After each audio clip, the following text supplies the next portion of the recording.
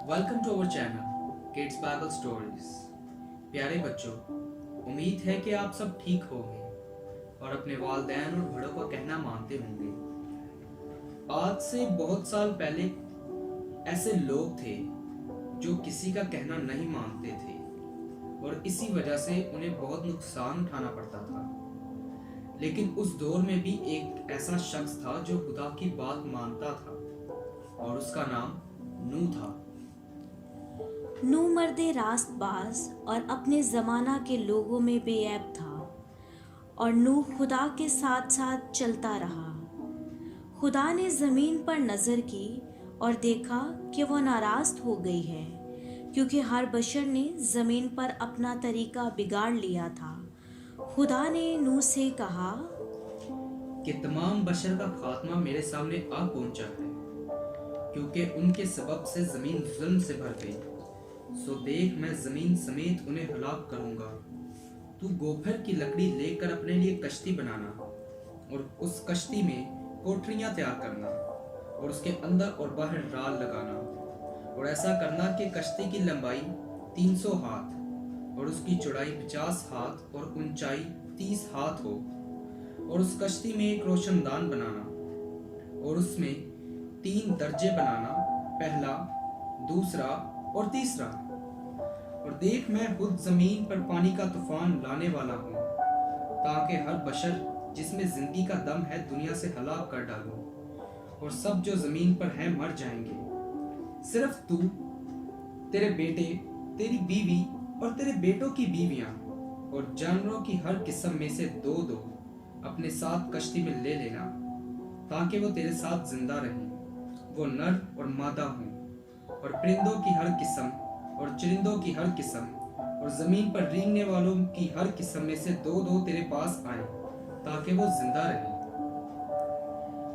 नूह ने यूं ही किया जैसा खुदा ने उसे हुक्म दिया था, वैसा ही अमल किया। खुदावन ने नूह से कहा,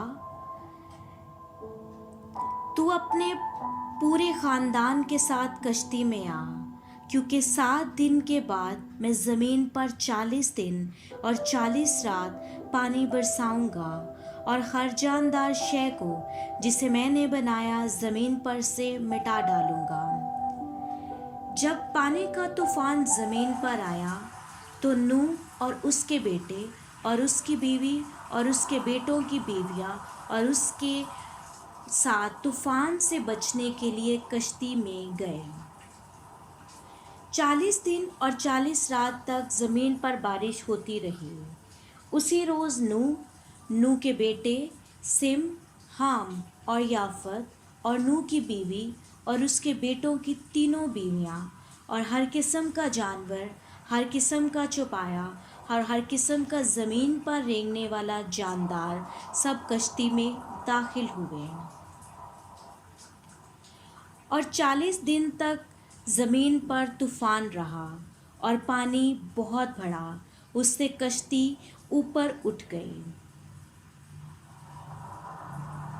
तूफान में सब जानवर जो ज़मीन पर चलते थे, परिंदे और चौपाए और जंगली जानवर और ज़मीन पर के सब रेंगने वाले जानदार और सब आदमी मर गए।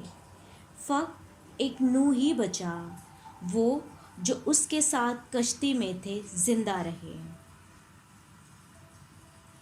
और फिर खुदा ने नूह को और कुल जानदारों को याद किया। खुदा ने ज़मीन पर एक हवा चलाई और पानी रुक गया,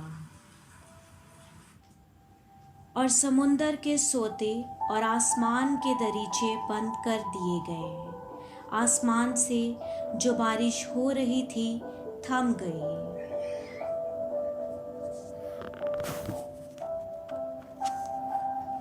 और पानी ज़मीन पर से घटते घटते 150 दिन के बाद कम हुआ, और 7वें महीने की 17वीं तारीख को कश्ती अरारात के पहाड़ों पर टिक गई।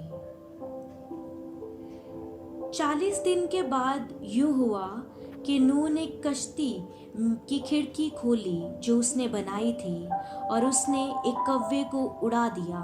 सो वो निकला और जब तक कि ज़मीन पर से पानी सूख ना गया इधर उधर फिरता रहा।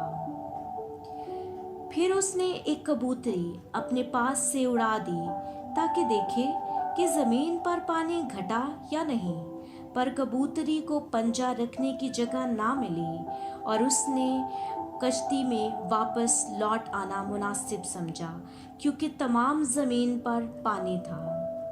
फिर 7 दिन के बाद नूह ने फिर से कबूतरी को उड़ाया और वो कबूतरी शाम के वक्त उसके पास लौट आई और देखा तो जैतून की एक ताज़ा पत्ती उसकी चोंच में थी।